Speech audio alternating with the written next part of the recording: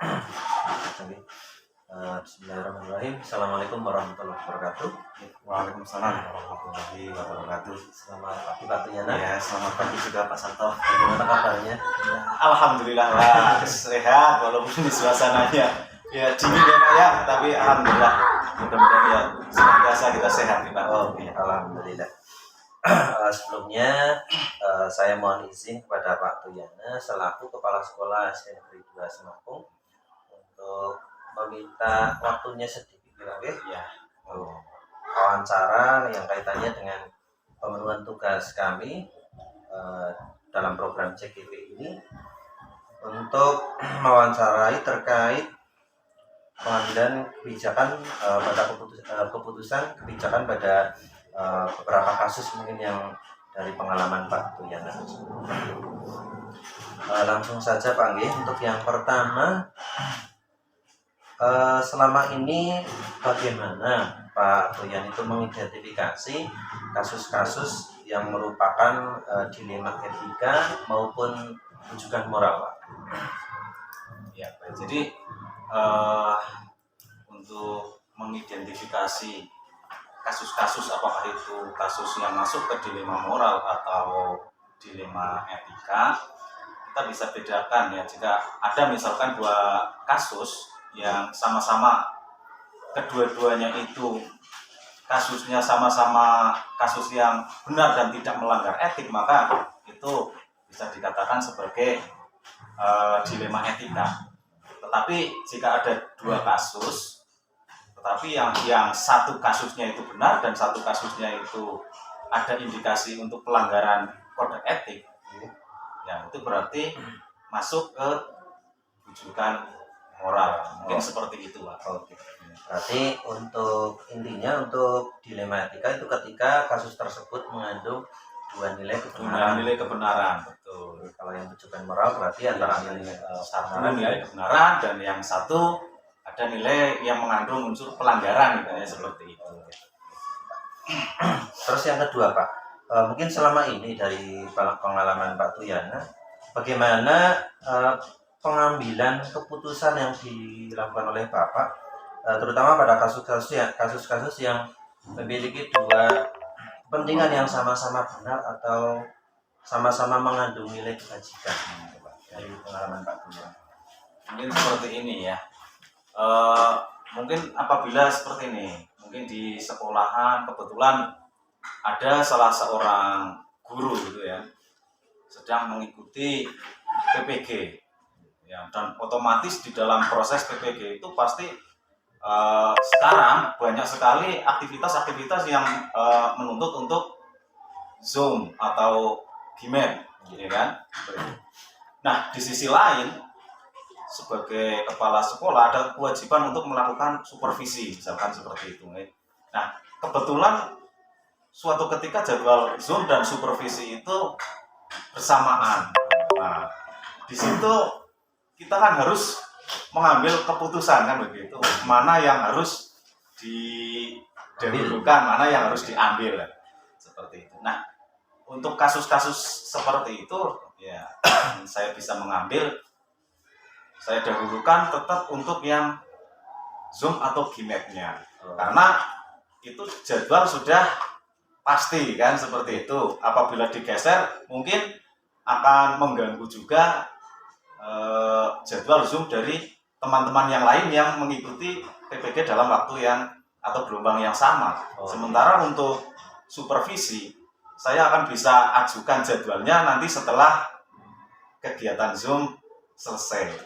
Mungkin seperti itu. Jadi kita ambil keputusan mana yang lebih prioritas, walaupun dua-duanya sama-sama mengandung nilai kebenaran, berarti tidak melakukan pelanggaran etik, seperti itu. Jadi dengan cara mencari celah, bagaimana biar keduanya bisa berjalan semua, tapi tetap harus ada yang didahulukan, seperti itu. Terima kasih Pak. Kemudian yang ketiga Pak, ini langkah-langkah atau prosedur seperti apa yang biasanya Bapak lakukan selama ini? Langkah yang kaitannya dengan itu tadi, pengambilan keputusan. Ya tadi langkahnya ya tadi diskusikan bersama dengan yang bersangkutan. Kira-kira misalkan tadi Zoom tidak bisa diubah jadwalnya, ya berarti Zoom harus tetap didahulukan karena untuk supervisi, karena kebijakan dari kepala sekolah sendiri, berarti kan nunggu nanti setelah Zoom selesai, mungkin bisa seperti itu. Jadi ya langkahnya ya prosedurnya tetap yang utama adalah komunikasi.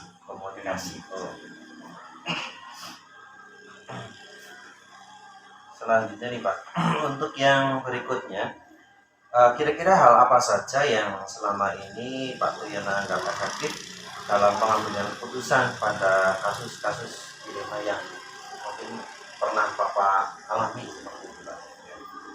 Kalau yang selama ini yang paling efektif itu ya benar tadi komunikasi tadi paling efektif, komunikasikan antara kedua belah pihak itu bisa langsung selesai, insya Allah langsung selesai di situ dengan komunikasi yang baik lah seperti itu. Dengan komunikasi menjalin apa ya, biar tercipta satu pemahaman Iya, yang mungkin betul. tidak merugikan satu dengan yang lain. Iya betul. Jadi komunikasikan kesepakatannya bagaimana supaya tidak ada salah satu yang dikorbankan lah sebelum sama-sama berjalan. Oh gitu, bisa saya tangkap Pak. Kemudian selanjutnya, hal apa saja yang selama ini merupakan tantangan dalam pengambilan keputusan pada kasus dilema? Karena mungkin ketika kita menemui atau menjumpai sebuah kasus yang menjadi dilema, itu ada apa ya, benturan mungkin antara rasa kasihan atau keadilan atau kepentingan kewajiban kita itu, kira-kira hal apa saja yang merupakan tantangan Pak Tuyana selama ini? Yang pertama jelas tantangan itu yang pertama adalah waktu. Ketika ada dua kasus yang harus dilakukan secara bersama-sama, sedangkan kedua-duanya itu misalkan benar-benar deadline, kan waktu itu menjadi hal yang sangat menjadi tantangan, karena misalkan tadi sebagai yang saya contohkan tadi untuk Zoom atau Gmail waktu sudah ditentukan, sementara supervisi juga secara tidak langsung saya sudah menentukan jadwal, kan seperti itu, tapi kebetulan berbenturan, maka waktu itu menjadi tantangan yang paling utama di samping rasa yang jelas ya, biar bagaimanapun mungkin antara secara jabatan ya kepala sekolah dengan guru, tapi secara tidak langsung juga sebagai teman, kan seperti itu ya, perasaan kasihan dan lain sebagainya ya tetap ada seperti itu. Jadi antara waktu dan rasa itu, perasaan itu menjadi tantangan. Berarti ada dua tantangan yang selama ini Pak Tuyana menjadi apa ya, pertimbangan dalam pengambilan keputusan, di antaranya waktu dan juga perasaan pada mungkin anak buah. Iya. Selanjutnya nih Pak, untuk yang keenam, apakah Pak Tuyana memiliki sebuah jadwal tertentu atau waktu khusus dalam menyelesaikan kasus-kasus yang merupakan dilema etika, atau mungkin Pak Tuyana ketika menjumpai langsung ditindak di situ di saat itu juga atau di tempat itu juga, atau ada jadwal khusus gitu? Ya, mungkin untuk selama ini jadwal belum ada Mas untuk jadwal penanganan kasus-kasus dilema seperti itu, karena kasus-kasus seperti itu lebih banyak itu spontan. Iya, tidak bisa diprediksi, bahasanya seperti itu, sehingga belum terjadwal. Nah, untuk penyelesaiannya ya lebih banyak ketika menjumpai kasus yang merupakan dilema etik itu ya upayakan langsung diselesaikan saat itu juga. Berarti tidak mesti harus terjadwal seperti penanganannya kapan, tapi ketika menemui kasus yang merupakan dilema etika langsung mungkin dikomunikasikan dengan mungkin yang bersangkutan, sehingga langsung terselesaikan. Terima kasih. Kemudian yang berikutnya yang ketujuh Pak, adakah seseorang atau faktor yang selama ini membantu Pak Tuyana selaku kepala sekolah dalam hal pengambilan keputusan saat menjumpai kasus-kasus dilema etika? Ya, jelas pasti yang namanya orang itu ya pasti selalu membutuhkan orang lain. Sama untuk mengambil sebuah keputusan ya juga ada orang-orang yang menjadi referensi lah, misalkan seperti saya kepala sekolah, apapun itu sebelum mengambil keputusan ya tentunya meminta pertimbangan dari atasan yang lebih tinggi dulu. Misalkan menjumpai kasus seperti ini, kira-kira penyelesaiannya harus seperti apa, kan seperti itu. Ataupun di lingkungan kerja kita juga banyak teman-teman rekan-rekan guru juga kan juga sangat-sangat membantu untuk dimintai pertimbangan seperti itu. Ya, mungkin ketika kita meminta pertimbangan dengan orang lain ini kan lebih memudahkan kita untuk menyelesaikan masalah Betul, tersebut. iya. Karena Jadi, mungkin kadang pendapat kita dengan orang lain kan mungkin berbeda. ya, kadang kita merasa pendapat kita paling benar, belum tentu benar menurut orang lain. Jadi memang komunikasi dengan teman, rekan kerja maupun atasan itu sangat diperlukan untuk mengambil sebuah keputusan. Kemudian yang terakhir ini Pak, nah, dari semua hal yang disampaikan Pak Tuyana tadi dari awal dan sampai akhir tadi terkait dengan pengambilan keputusan pada kasus dilema etika, ini kira-kira pembelajaran Pak Tuyana itu apa dari yang disampaikan tadi, mungkin dari pengalaman selama ini, penyelesaian kasus-kasusnya, terus kemudian pertimbangannya apa saja, mungkin pembelajaran yang selama ini didapat apa? Ya, yang jelas seperti kasus yang saya contohkan tadi, kan ada benturan tadi ya, ada kita dapat mengambil pembelajaran di situ bahwa mungkin sebelum kita membuat jadwal katakanlah supervisi, maka alangkah lebih baiknya kita komunikasikan dulu dengan misalkan guru yang bersangkutan yang akan disupervisi seperti itu. Hari ini ada jadwal lain apa tidak, kan seperti itu. Jadi komunikasi itu saya rasa paling penting seperti itu. Iya, pengalamannya.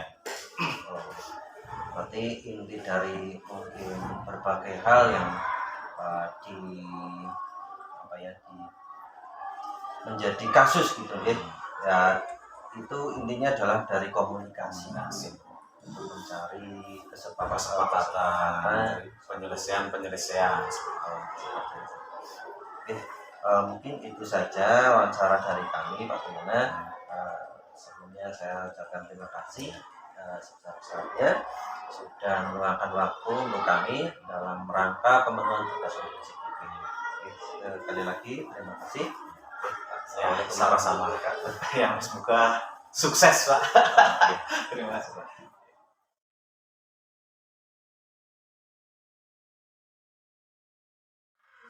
Assalamualaikum Pak Sugeng. Bagaimana kabarnya Pak Sugeng? Ya sehat, alhamdulillah, keluarga pun juga sehat. Satu bagaimana kabarnya? Alhamdulillah sehat juga Pak. Mohon izin untuk meminta waktu sebentar pada Pak Sugeng untuk melakukan wawancara terkait tugas CGP yang akan dilaksanakan Pak. Iya, silakan.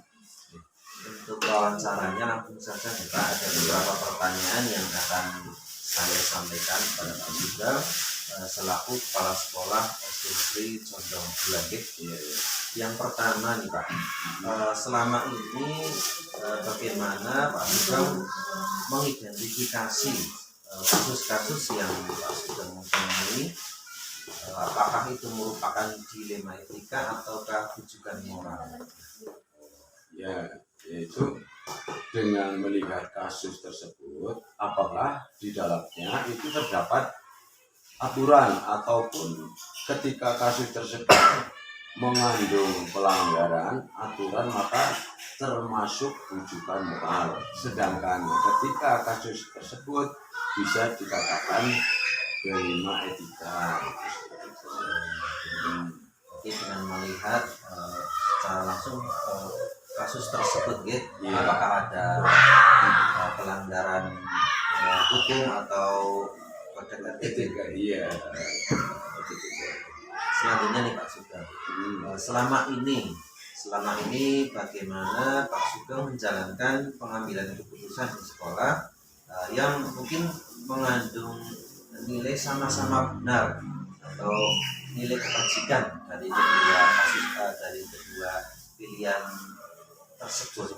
Oh iya iya, itu dalam kasus tersebut itu dengan dua pilihan ya dalam mengambil keputusan itu pada kasus yang mengandung dilema etika, yang pertama itu kita lakukan adalah melihat terlebih dahulu yaitu kasus apakah kasus yang tersebut merupakan pelanggaran hukum atau tidak itu. Kemudian yang kedua itu apakah kasus tersebut melanggar kode etika sebagai profesi guru, atau ketika tidak ada pelanggaran hukum dan etika profesi guru maka termasuk pelanggaran etika yang keputusannya diambil dengan jalan melalui komunikasi dengan orang-orang yang terlibat dengan kasus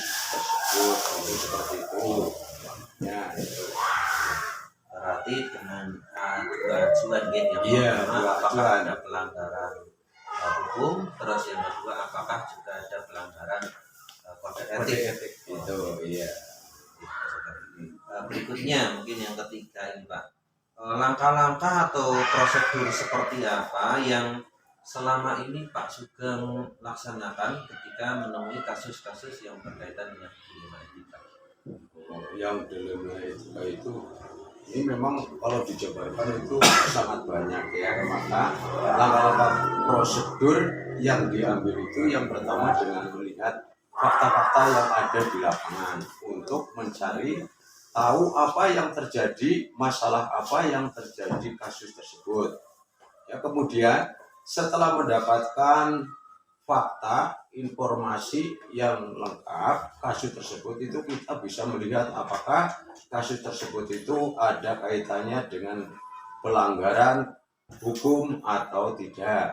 Nah kemudian kasus tersebut itu ada pelanggaran kode etika sebagian guru atau tidak. Nah selanjutnya itu ketika tidak ada pelanggaran hukum dan kode etika, guru bisa dikatakan kasus tersebut dinaikkan sehingga dari dilema itu diambil keputusan yang paling tepat atau tidak merugikan dua belah pihak. Itu seperti itu.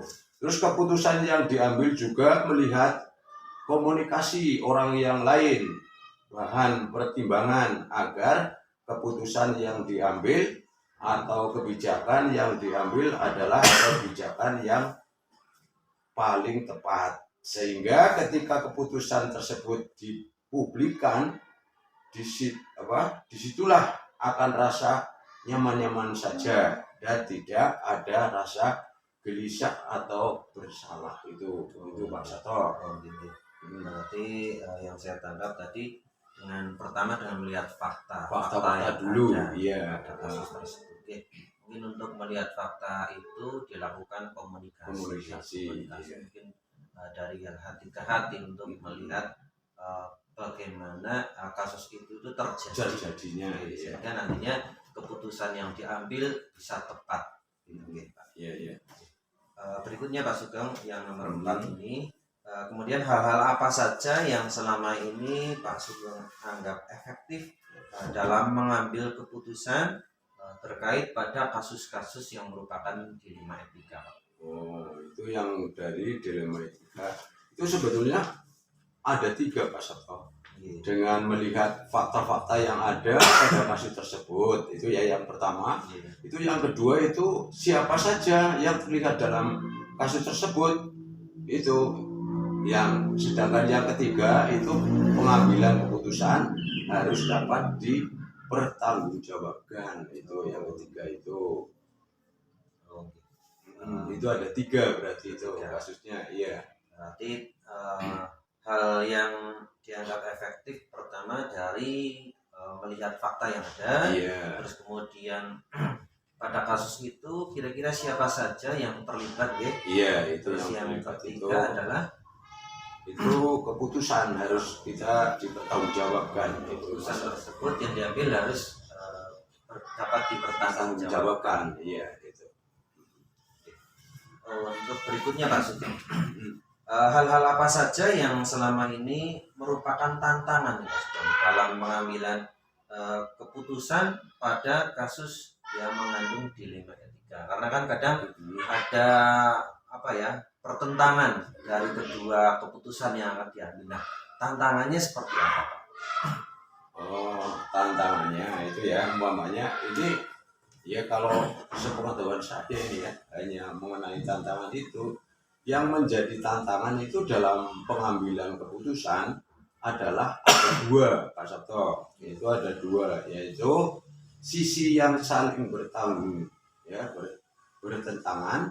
Di satu sisi kita harus berlaku adil itu.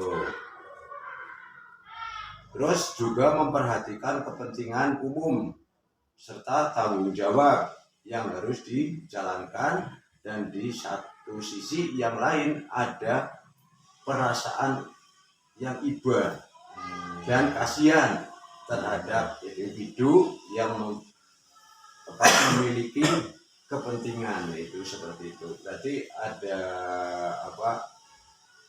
rasa iba terhadap orang itu atau merasa kasihan itu kepada individu, itu kepada individu seseorang itu.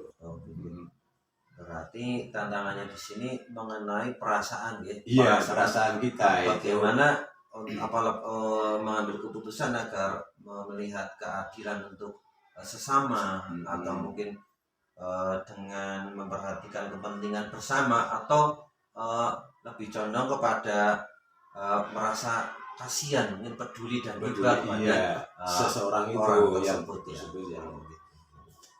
Pelanggaran itu. Berikutnya Pak Sugeng, untuk pertanyaan nomor 6 ini, apakah Pak Sugeng memiliki jadwal tertentu dalam penyelesaian dilema etika, ataukah mungkin langsung diselesaikan pada saat itu juga, di tempat itu juga? Nah ini masalah seperti itu menurut saya itu ketika menjumpai sebuah kasus yang berkaitan dengan dilema etika itu, maka saya akan langsung menyelesaikannya pada saat itu juga, dengan tujuan agar segera terselesaikan dan tidak berlarut-larut itu, Pak Sato, seperti itu. Berarti tidak harus ditunda, langsung diselesaikan supaya kita itu tidak berlarut-larut, itu harus diselesaikan. Itu seperti itu. Berikutnya Pak Sugeng, mungkin adakah seseorang atau faktor-faktor yang selama ini mempermudah Pak Sugeng dalam membantu pengambilan keputusan ketika menemui kasus yang termasuk dilema?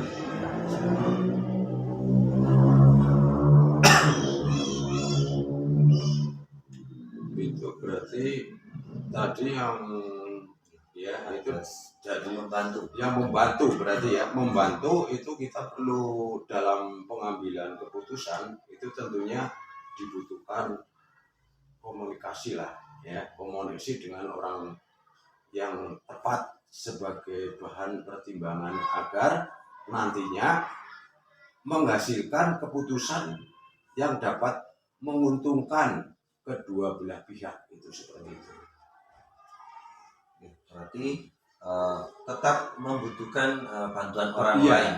Membutuhkan bantuan orang lain, tidak kita memutuskan sendiri lah, itu supaya itu nantinya kedua belah pihak itu bisa menjadi kita itu tidak merugikan salah satunya itu. Iya. Karena terkadang cara berpikir kita berbeda dengan cara berpikir orang lain gitu. Iya. Sehingga ketika nanti kita komunikasi dengan orang lain, maka untuk pilihan-pilihan keputusan yang akan kita ambil tentunya akan lebih baik lagi karena pertimbangan dari beberapa orang, tidak hanya satu saja. Itu kan seperti itu. Pak Sugeng, yang berikutnya ini mungkin dari semua yang disampaikan Pak Sugeng dari awal sampai akhir terkait tadi sudah dijelaskan bagaimana langkah-langkah dalam pengambilan keputusan ketika kasus itu termasuk dilema etika, Pak Sugeng. Nah, kira-kira pembelajaran apa yang dapat dipetik dari pengalaman Pak Sugeng tersebut? Pembelajaran yang dipetik itu ya dari saya itu memang kita itu sih ini ya udah begitu mendalami sekali, tapi saya juga pernah ada pengalaman, yaitu saya mendapatkan pembelajaran bahwa dalam pengambilan keputusan yang mengandung dilema etika itu, maka saya harus memperhatikan betul-betul bahwa keputusan yang diambil harus mengacu pada keberpihakan ya, berkepihakan kepada murid atau mengandung nilai-nilai kebijakan dan dapat dipertanggungjawabkan itu Pak Sato, seperti itu. Berarti keputusan yang perlu diperhatikan apakah keputusan itu berpihak atau tidak kepada murid. Terus Ya, kemudian yang berikutnya adalah dapat dipertanggungjawabkan. itu seperti itu. Nah, mungkin ini terakhir Pak Sugeng, pertanyaan terakhir. Ini terkait tadi sudah disampaikan ya, langkah-langkah dalam pengambilan keputusan pada kasus dilema etika. Mungkin rencana ke depan gitu, rencana ke depan dalam pengambilan keputusan itu seperti apa, terus kemudian kira-kira kapan akan dilaksanakan? Oh iya, itu rencana yang kedepannya itu kita itu memang ya dari rencana itu ya kita perlu memang dengan mencermati, yaitu betul-betul kasus yang dihadapi, yaitu dihadapi pakai tergolong dilema itu dilema etika atau bujukan moral itu ya, kemudian melibatkan orang-orang lain atau ya itu atasan atau rekan guru, itu yang mungkin rekan-rekan guru yang ada di sekolahan, mungkin atasan kita yang lebih tinggi lah, contohnya mungkin yang pengawas kita atau korwil kita, itu kita memberi apa istilahnya, kita ke sana minta bantuan untuk melanjutkan ya, itu melanjutkan itu agar kita kebijakannya yang diperoleh lebih tepat dan dapat bertanggung jawab, itu bisa ditanggungjawabkan itu. Berarti mencermati ya, mencermati betul-betul kasus tersebut, kemudian melakukan komunikasi atau melibatkan orang lain. Ya, mungkin orang lain itu kita anggap sebagai idola kita dalam hal pengambilan keputusan. Misalnya ketika korwil kan mungkin lebih bijak dalam melakukan keputusan itu dapat untuk pertimbangan gitu. Itu juga dia kan sudah mungkin banyak pengalamannya itu. Jadi Pak Sugeng mungkin itu saja wawancara dari saya, ada beberapa pertanyaan dan terima kasih sekali atas waktunya. Semoga apa yang sudah direncanakan dan agenda ke depan Pak Sugeng terkait dalam pengambilan keputusan pada kasus-kasus dilematika dapat dijalankan dengan lancar dan membuahkan hasil yang terbaik. Itu semoga yaitu Pak Sabto itu dalam pelaksanaan ini nantinya juga bisa lancar, sukses itu ya. Terus nanti untuk kedepannya mungkin Pak Sabto sekarang belajar mengenai seperti ini bisa melaksanakan nanti tugas-tugas yang kedepannya itu. Nah, saya kira itu aja jawaban saya. Kalau saya ada kekurangan ya mohon maaf ya Pak Sabto. Oke, sekali lagi terima kasih Pak Sugeng. Iya.